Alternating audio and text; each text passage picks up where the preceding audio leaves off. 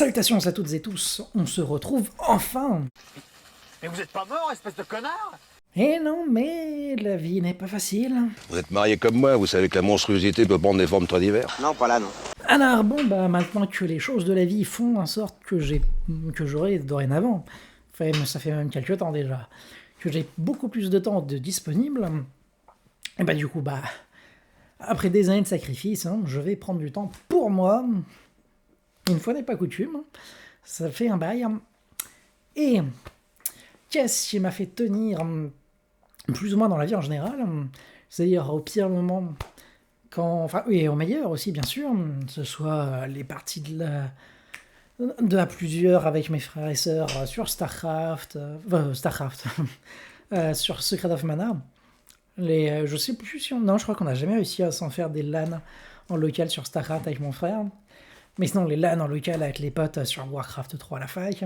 Puis sinon, sur toute ma scolarité collège-lycée qui était extrêmement difficile, beaucoup de harcèlement scolaire et tout ça, c'est les jeux vidéo qui m'ont permis de tenir. Donc, même si j'ai une immense passion pour le cinéma, et que ce serait là que j'aurais le plus envie de faire ma carrière, en tout cas, c'est là que j'ai les plus grandes aspirations dans ma vie, eh bien, la passion qui me tient le plus à cœur, celle qui me procure le plus de bonheur et de plaisir global, et qui même m'a le plus, je dirais, fait évoluer en tant qu'humain, eh bien, c'est bien les jeux vidéo. Et, comme j'ai plus de temps, on va classer ça en 3 catégories. Parce que donc là, je vais vous parler des jeux que j'aimerais faire, et je vais déjà exclure, entre guillemets, les jeux que j'ai déjà fait. C'est-à-dire que, un peu mes Madeleines de Proust, ou les jeux que j'ai surkiffés, que j'aime refaire régulièrement, que ce soit Legend Dragon, que je suis quasiment fini, et que ce sera peut-être le premier platine de ma vie. On va voir, sur mes trophées à PlayStation. Et j'ai aussi Final Fantasy IX, du coup par la frustration de ce remake qui n'arrivera peut-être jamais, on s'en reparlera dans les attentes et dans les bilans. Si vous voyez cette vidéo le jour de sa sortie, joyeux N7 Day à tous, bien sûr. Nous sommes aujourd'hui le 7 novembre, heure où je tourne et j'espère sortir cette vidéo. Puisque voilà, c'est le jour, le Saint Graal de Mass Effect. Mais donc je ne parlerai pas des jeux que j'ai envie de refaire, comme par exemple tous les Final Fantasy en général, et surtout le 9, le 10 et 4, là qui me tend très bien en ce moment, mais bon. Pareil, l'Assassin's Creed, que j'ai beaucoup envie de me les refaire, pour un peu me replonger dans qu'est-ce que j'aimais dans l'Assassin's Creed à la base, pour un peu redécouvrir, même découvrir tout court les nouveaux, parce que depuis Unity, j'ai un peu décroché. J'avais vite fait tester Origins et Odyssey. Mais donc voilà. Et je vais passer aussi très vite fait sur les jeux que j'aimerais acheter. Ça, je vous invite à consulter ma wishlist Amazon, qui est publique. Principalement, je mettrai en numéro 1, mon anniversaire et Noël ne sont pas très loin, Cyberpunk 2077, que je n'ai toujours pas fait. Et oui, messieurs, mesdames, parce que la version de PS5 a mis du temps à sortir, que mon PC m'a dit non merci, je n'ai pas les capacités de le faire tourner, du moins pas correctement. Si tu veux y jouer en 720p avec les affichages low et avec du 15 fps, c'est toi qui vois, mais je n'irai pas au-delà. Ah merde. Non merci, non, ça ne va pas être possible. Je vais vous demander au passage aussi pourquoi est-ce qu'il y a une canette. Au passage, je précise que c'est une canette de 50, bien sûr, pas une canette de 33. On n'est pas des petits joueurs ici. C'est bien évidemment pour des questions de taille. Ceux qui savent. C'est juste pour rappeler certains bienfaits, certains dons de la vie en général. Voilà. Mais nous allons bien parler de cette honte qu'ont la plupart des joueurs, c'est-à-dire cette pile de jeux qu'on possède déjà, dont la plupart sont encore tous sous blister, et qu'on n'a simplement jamais ouvert. Alors c'est pas que les jeux on les voulait pas et qu'on nous les a offerts. Non, bah non, ils étaient sur ma wishlist et puis même je les ai achetés moi certains. Et voilà. Allez, on les sort. Au passage. J'ai encore sous blister Mass Effect Andromeda qui va peut-être bientôt ressortir, on sait pas, avec le Handset Day. Je vais peut-être avoir envie d'y jouer. Et je vais pas non plus parler de Pokémon Legend Zelda parce que je viens tout juste de finir Legend Arceus, que c'était extraordinaire, le meilleur jeu Pokémon de tous les temps, Legend Arceus. Et Legend Zelda, quand vous verrez cette vidéo, je l'aurai probablement déjà lancé. Il est déjà installé, mais je vais probablement déjà le lancer. Et je vais d'ailleurs au passage vous dévoiler directement les 2 derniers de ma liste. Il va y avoir en tout dernier le jeu de combat Dragon Ball Z Sparking Zero, enfin le de Budokai Tenkaichi nouvelle génération là, qui était sorti l'an dernier, que j'ai acheté en virtuel parce que il n'était pas disponible en physique là où j'essaie de le trouver. Et j'ai joué 2 heures et j'ai pas accroché outre mesure et j'ai pas spécialement envie de le relancer. Et pareil en avant-dernier, là simplement que je suis pas très... Enfin si, ça fait partie de mes jeux préférés, les Mario Kart. Mais donc Mario Kart World sur Switch 2 que j'ai pas en physique parce que j'ai pris le bundle et que le bundle c'est la version numérique. Et pareil, je l'ai installé, mais je ne l'ai jamais lancé.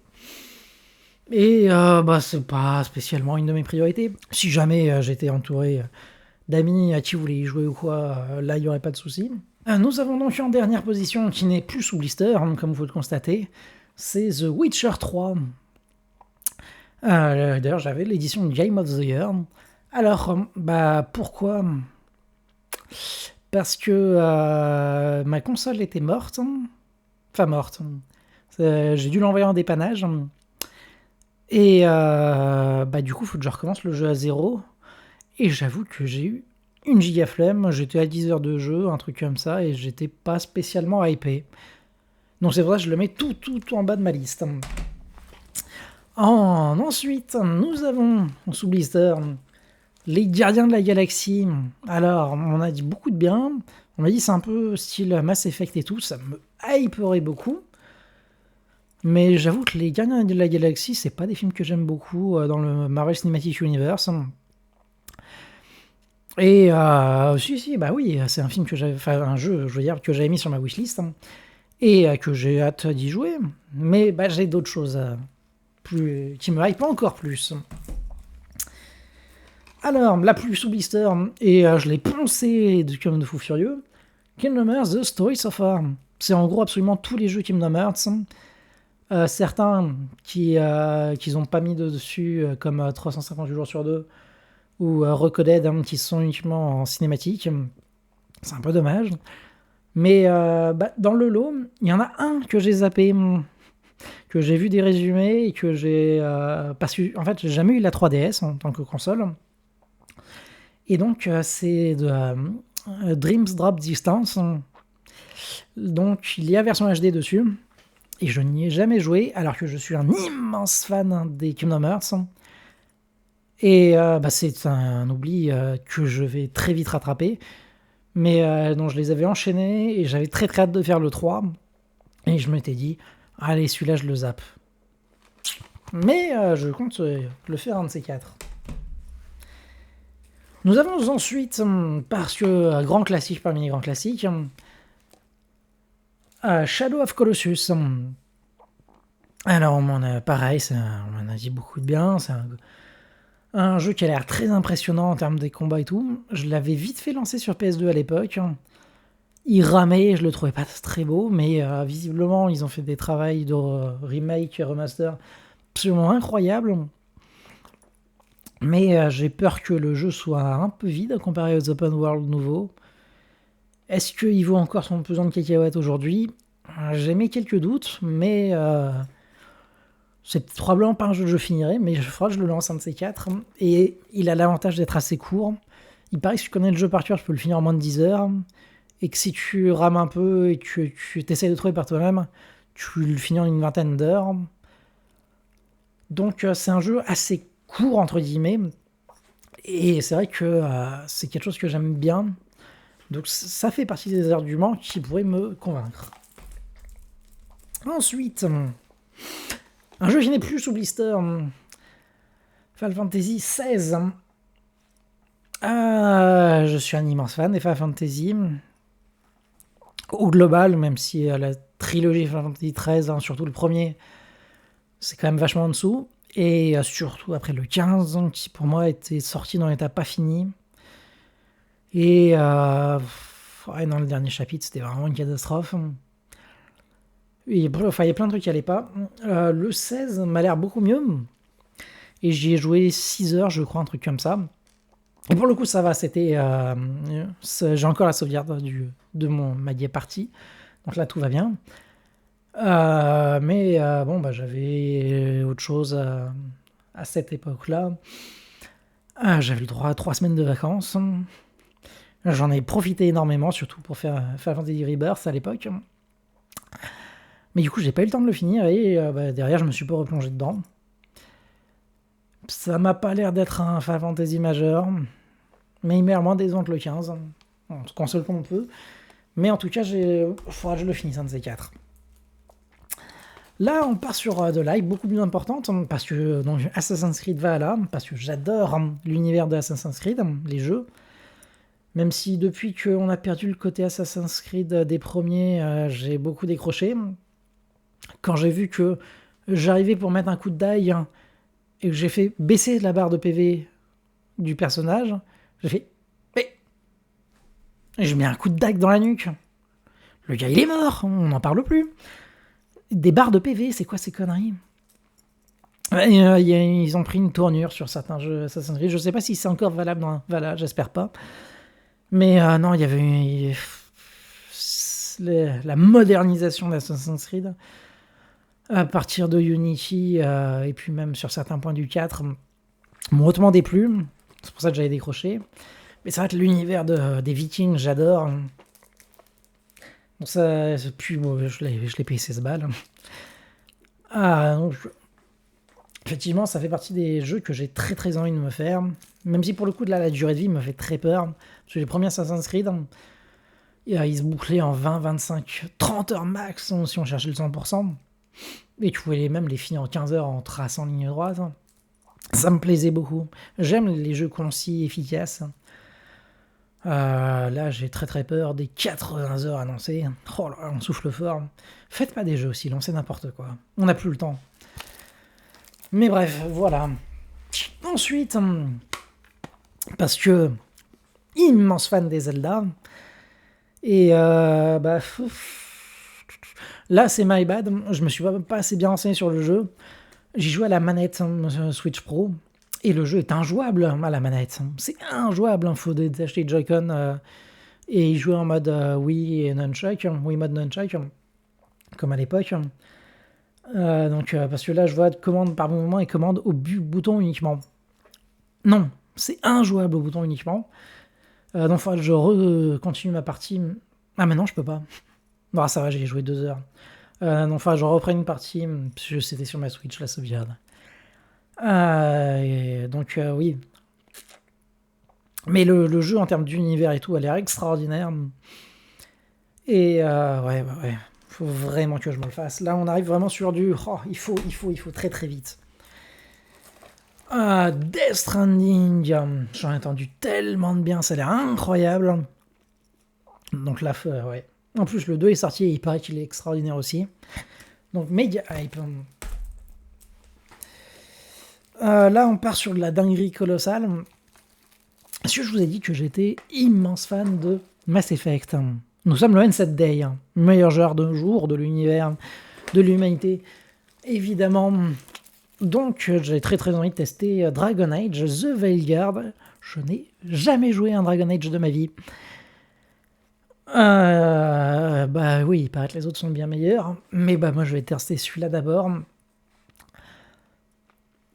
Voilà. C'est du Mass Effect, mais dans l'univers médiéval. Ça peut que être extraordinaire. En plus, j'ai vu les bandes annonces et tout, la DA me plaît beaucoup. Peut-être que je me ferai, je sais plus, Baldur's Gate 3 un jour aussi. Mais donc voilà, surtout que j'ai jamais joué tellement à des jeux d'Heroic Fantasy. Ça m'a l'air extraordinaire. Et puis bon, bah, on passe du coup au numéro 1. Le jeu que j'ai le plus envie de jouer dès que j'aurai fini Legend of Zelda, même si après je pense que Legend of Zelda, j'ai risqué d'enchaîner avec le DLC et tout ça. Nous parlerons bien évidemment, ça il faut que je le fasse avant la fin de l'année, c'est une obligation, mesdames et messieurs. Oh que je l'ai attendu ce jeu, enfin non, je l'ai pas spécialement attendu, je regardais ça dans les distraits et ça a gagné le Game of the Year. Clair Obscur Expédition 33, Cocorico jeu français. Un JRPG à l'ancienne, mais européen, qui se passe dans un univers français, mesdames et messieurs. Qui a l'air absolument dantesque en termes d'ambition visuelle et scénaristique. Les retours sont ahurissants. Je n'en ai regardé aucune vidéo, je ne veux pas me faire spoiler. Je sais juste que je vais peut-être prendre l'une des plus grandes claques de ma vie. Et voilà, mesdames et messieurs. Les prochains mois s'annoncent dantesques en termes de jeux vidéo. Je vais me faire plaisir, comme ça fait 3 ans que je me suis pas tellement fait plaisir. Hormis cette petite interlude à l'été 2024, où j'avais pu geeker comme un porc pendant 3 semaines. Mais voilà, aujourd'hui c'est la délivrance. Cet objet, c'est quand même un bel objet, donc je le mets à la main droite pour que ça reste quand même, voilà. Si la symbolique n'y est plus, on reste un peu bling bling, hein. On aime les trucs qui brillent. Hein. Mais bref, la vie continue. YouTube reprend, mesdames et messieurs. Nous sommes là, nous sommes de nouveau là. Et nous allons beaucoup parler de jeux vidéo dans les prochaines semaines. Parce que oui, c'est pas genre je sors une petite vidéo et puis voilà, on retourne se terrer. Pas du tout. Nous allons tenter de nous engager à sortir une vidéo par semaine. Mais qu'est-ce qui se passe? Une vidéo par semaine? Oui, nous revenons et pas qu'à moitié. Et j'espère que ça va vous plaire et que vous serez là. Et qu'on pourra parler un peu de tout ça aussi peut-être dans les bilans de la fin de l'année. Et après, derrière, vous savez, évidemment, les 2 premières vidéos de janvier, c'est toujours bilan de l'année 2025 et du coup les attentes sur l'année 2026. Est-ce que je le ferai en 1-2 vidéos? On verra. Mais j'espère que ça va vous faire plaisir de me voir de retour. En tout cas, moi, ça me fait plaisir de revenir. Allez, continuez de vous cultiver, de regarder des films, des séries, jouer aux jeux vidéo. Ça c'est les vrais plaisirs de la vie. Ça vous décevra jamais. Et voilà, allez, salutations.